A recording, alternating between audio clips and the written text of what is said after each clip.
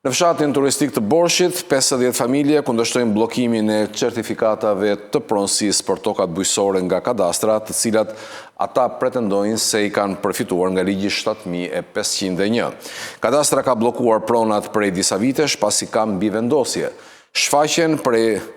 7.000 metra katror të pretenduar, sipërfaqen prej 7.000 metra katror të pretenduar nga banorët, shteti ja ka dhënë komunitetit mysliman. Lidhur me këtë temë, do të kemë në një lidhje të drejtë për drejtë këshilltaren e djathtë të Këshillit Bashkiak të Imarës, zonjën Afrovita Dhimojani, e cila ka ndjekur nga afër pikërisht këtë problem. Zonja Dhimojani, përshëndetje.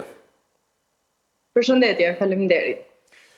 Atëherë, konkretisht çfarë po ndodh me 50 familjet në Borsh? Atëre, si që jeni vëndë ju në djeni, si që kam bërë dhe unë në fakt publike në faqen time të rrjeteve sociale, ditën e diel, banorët e lagjes Qazim Pali të fshatit Borsh kanë bërë sërish protestën e radhës për të kundërshtuar një vendim në lidhje me pretendimin që ka Komiteti Mysliman Shqiptar për shkak të një vendimi të kthimit të kompensimit të pronave që njeh pronar Komitetin Mysliman Shqiptar. Kjo është një situatë në fakt që banorët e zonës janë vënë në dieni para rreth 2 vitesh, 3 vitesh, ku ka pasi njoftim nga hipoteka, nga ASHK-ja, që ka vënë në dieni rreth 51 familje i është dërguar letër njoftimi për bllokimin e pronave të tyre. Kjo është një paqartësi institucionale dhe një paqartësi duke sjell edhe një situatë kaosi në lidhje me statusin juridik të pronave, kaos social për familjet, edhe një dëm ekonomik. Kështu që sërish banorët kanë dalë në protest, sërish banorët kanë kërkuar që të zgjidhet çështja e ngritur nga Komiteti Mysliman Shqiptar, të zgjidhet nga institucionet shtetërore dhe nëse ka pretendime pronësore, vetë shteti duhet ato vendime që janë dhënë në favor, në qoftë se ekziston një vendim i tillë, sepse dhe për këtë nuk është se kemi dijenin, na është vënë në dispozicion thjesht një urdhër bllokimi nga ASHK-ja në lidhje me 51 pasuri dhe pritet në fakt që të njoftohen edhe për pasuri të tjera në ditët në vijim, dhe në këtë situatë banorët janë të paqartë se çfarë po ndodh. Në fakt, nga Komiteti Mysliman Shqiptar është pretenduar që ka një vendim nga kthimi dhe kompensimi i pronave. Pra, thelbi i konfliktit cili është? Mbivendosje dokumentesh?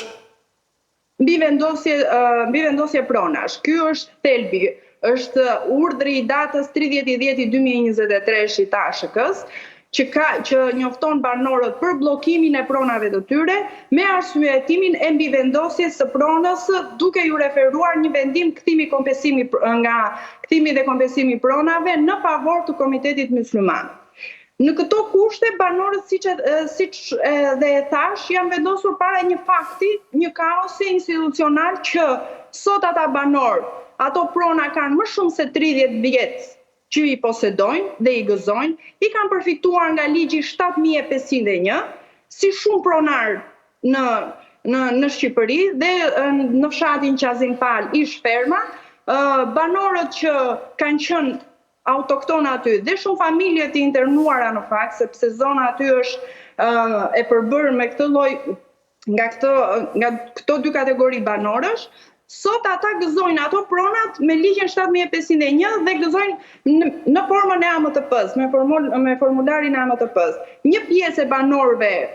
kanë certifikata pronësie, pjesa tjetër kanë thjesht AMTP dhe një pjesë tjetër e kanë shitur, e kanë tjetërsuar palëve të treta.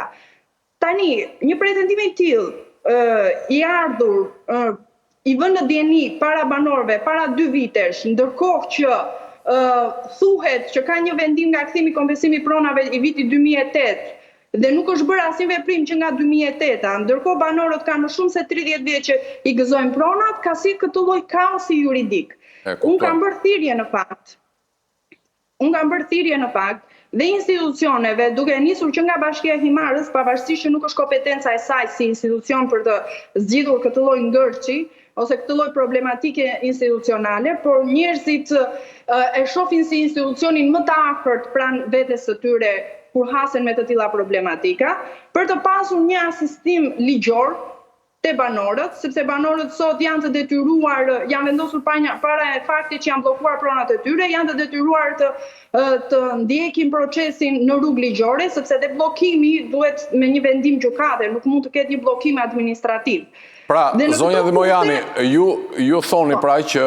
banorët i kanë përfituar këto prona pikërisht me ligjin 7501 dhe me certifikatat rregullta pronësie, por si mund të bllokohet një pronë e regjistruar nga shteti? Kjo është dhe ajo që çudia dhe habia dhe ajo që unë në fakt kam bërë publike ditën e djeshme, sepse ligjet, një tokë që banorëve ju a ke dhënë me ligj, nuk mund të vish t'u marrësh me ligj. Ky është një veprim haptazi në shkelje të drejtave të njeriu, në shkelje të pronës. Bashkia Himarës çështjen e pronave e ka plagë të madhe, edhe sot neve në fakt jemi mësuar që pronat në Himar merren kryesisht nga investitorë ose njerëz të lidhur nga shteti ose nga vetë shteti. Në këtë rast del Komiteti Mysliman Shqiptar që pretendon pronësinë mbi një sipërfaqe të konsiderueshme, mendohet rreth 100.000 metra katror, pothuajse tërë fushën e Borshit, që sot fusha e Borshit për këto që e ka vizituar Borshin dhe për këto që ka kaluar pushime, dihet që është një nga zonat që pritet të ketë investimin më të madh në aspektin ekonomik pas Palasës dhe Dërmiut. Tani, unë e kam thënë, dhe kjo ka qenë dhe pretendimi kryesor i banorëve, që në momentin që shteti u ka ndarë këtë pronë, e kanë përfituar me 7501. Sot një pjesë e caktuar kanë dhe titull pronësie, si mund të dalë një vendim i kthimit të kompensimit të pronave dhe të krijojë këtë lloj ngërçi duke sjellë bllokimin me pretendim mbi vendosjen dhe detyrojnë banorët sot t'i drejtojnë gjykatave dhe ne jemi të vetëdijshëm sot që duke hyrë në dyert e gjykatave ata banorë duhet të presin vite të tëra derisa të zgjidhet kjo çështja. Pra, sikur se e thatë, edhe pak më lart këtu kemi të bëjmë me një vendim administrativ të kadastrës dhe jo një vendim gjykate, apo jo? Jo, është një vendim administrativ dhe rruga ligjore në fakt është që banorët janë të detyruar të godasin vendimin administrativ në gjykatën administrative për të pasur një vendim gjykate, sepse një vendim administrativ nuk mund të bllokojë pronat e qytetarëve. Po kjo në fakt është dhe shqetësimi i banorëve që pse banorët janë të detyruar hasen në këtë lloj problematike, me arsyetimin se ligji i kthimit të kompensimit të pronave e ka shumë të qartë mënyrën se si ish pronarët mund të kompensohen dhe format e kompensimit, që forma e kompensimit mund të jetë në moment ti kompensohesh nëse toka është e lirë, në këto raste pronat nuk janë të lira sepse posedohen nga banorët e zonës prej 30 vitesh dhe posedojnë dhe me certifikata pronësie. Mënyra e kompensimit referuar ligjit të kthimit të kompensimit është me vlerë ekonomike ose në një tokë më të afërt me tokën që pretendohet. Do me thënë, ligji e ka zgjidhur këtë situatë. Nuk e kuptojnë përse vjen një vendim administrativ nga ASHK-ja dhe i vë banorët përballë një fakti dhe një pasigurie juridike. E qartë. Ndërkaq, lidhur me këtë çështje, ju në një postim tuaj keni kërkuar dhe një reagim nga Bashkia e Himarës. Çfarë roli duhet luajë Bashkia e Himarës në këtë situatë? Siç e thash më lart, banorët, në fakt Bashkia e Himarës nuk ka asnjë kompetencë ligjore lidhur me një konflikt pronësor si në këtë rast, por që banorët e zonës, institucionin e bashkisë e kanë institucionin më të afërt që në momentin e konflikteve ose të një paqartësie juridike i drejtohen atij institucioni dhe Bashkia e Himarës mund të luajë një rol të fortë ndërmjetësues mes banorëve, mes institucioneve përkatëse ASHK-s, edhe mes Komitetit Mysliman Shqiptar për të pasur një zgjidhje ligjore, në qoftë se Komiteti Mysliman Shqiptar realisht ka pronësinë dhe ka një vendim të ndjek rrugën ligjore të kthimit dhe të kompensimit të pronave dhe jo të krijojë një kaos juridik duke u kërkuar 51 familjeve autoktone dhe pritet të jenë edhe më shumë numri familjeve që do t'u njoftohet bllokimi, këtu kërkohet sot pas 35 vitesh që ajo pronë pretendohet nga Komiteti Mysliman. Roli bashkisë është rol ndërmjetësues edhe një asistim juridik falas, sepse banorët, siç e thash, janë vendosur para faktit që sot duhet të enden rrugëve të gjykatës. Dhe shumica e banorëve jeton jashtë shtetit, janë në emigracion dhe nuk po e kuptojnë se për çfarë arsye ndodh pas 30 e ca vitesh sot kemi një situatë të tillë juridike për sa i përket pronave të tyre. A keni kërkuar zyrtarisht takim me përfaqësues qeverisë apo të komunitetit mysliman shqiptar? Në fakt, banorët kanë pasur tentativa për të bërë një takim, dhe nuk është se kanë qenë tentativa, nuk ka arritur për të pasur një lloj takimi, dhe unë prandaj e bëra thirrjen duke bërë thirrje dhe Bashkisë së Himarës për të qenë një faktor ndërmjetësues mes banorëve. Gjithsesi ky do jetë hapi im i radhës, unë e kam bërë publike edhe jo vetëm si përfaqësuese, si kryetare e Partisë Demokratike të Himarës dhe si këshilltare në Këshillin Bashkiak, që unë do kërkoj rezolut nga Këshilli Bashkiak i Himarës për të qenë pranë banorëve në lidhje me këtë çështje, për të pasur një zgjidhje të shpejtë dhe mos të endemi në dyert e gjykatave. Gjithsesi kam bërë thirrje dhe avokaturës së shtetit për të pasur një lloj ndërmjetësimi mes Komitetit Mysliman, mes Bashkisë së Himarës, banorëve dhe të gjithë faktorëve për të zgjidhur një situatë të tillë. Është e papranueshme nga institucionet shtetërore që ligje të cilat u njohin të drejtën e pronësisë, siç është ligji 7501, dhe ligji, siç është ligji i kthimit dhe të kompensimit të pronave, që njeh të drejtën e pronësisë ish pronarëve, të ndeshin njëra tjetrën, dhe sot të jemi në një kaos ku 51 familje janë në pasiguri juridike dhe sot ju është komunikuar që prona e tyre prej më shumë se 2 vjetësh është komunikuar që ata nuk mund të përdorin pronën e tyre dhe kanë një mas bllokimi për shkak të mbivendosjes. Shteti dhe vetë kryeministri Rama duhet të marrë masa që të zgjidhen kjo çështje dhe të zgjidhet ligjërisht.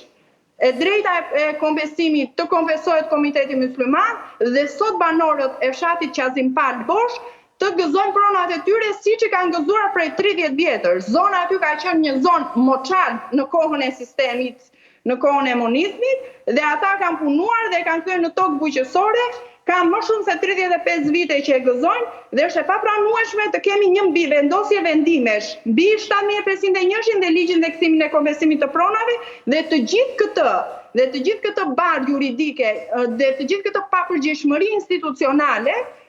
ta kenë në pasojën e tyre, ta kenë barë sot banorët e fshatit që janë të pambrojtur, të painformuar dhe thjesht dalin dhe kërkojnë të drejtën e tyre. Kam edhe diçka të fundit. Në dijenin tuaj, ka pasur raste të ngjashme në Palas apo Dhërmi, pra siç përmendi? Në fakt, rastet të mbivendosjes së pronave ka pasur, po unë si e thash edhe më herët, është herë e parë në fakt nga një etnitet fetar që ndodh në zonën e Himarës, sepse unë edhe në qendrimin tim publik që kam bërë pardje, është e njëjta, bëra një krahasim, është e njëjta situatë sot të çohet Kisha Ortodokse e Autoqefale e Shqipërisë dhe të kërkojë pronat e tërë zonës së Himarës dhe të cënoj direkt e himariotët. Tani, rastet të mbivendosjes ka pasur, por ka pas mes individëve dhe ka pas mes pronave shtet që neve gjithmonë i kemi thënë me zë të lartë për shkak të mos menaxhimit, kurse në rastin e Qazim Palit, zona e Boshit ka qenë menaxhuar që në 2003-shin dhe shumica e familjeve kanë pas certifikata pronësie në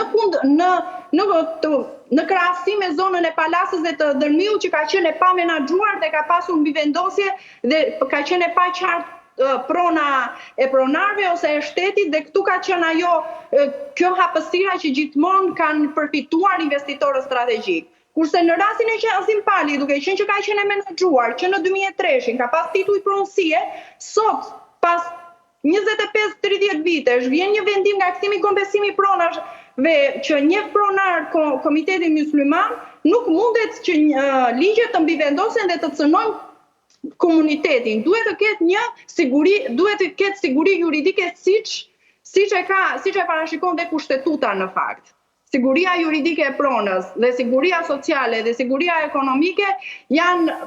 themelet për të pasur mundësi që neve të jemi të qetë të gëzojmë pronat tona. Zonja Demojani, unë të falenderoj dhe uroj që ky problem të marrë zgjidhjen më të mirë të mundshme. Uroj edhe unë të kemi një zgjidhje. Faleminderit shumë.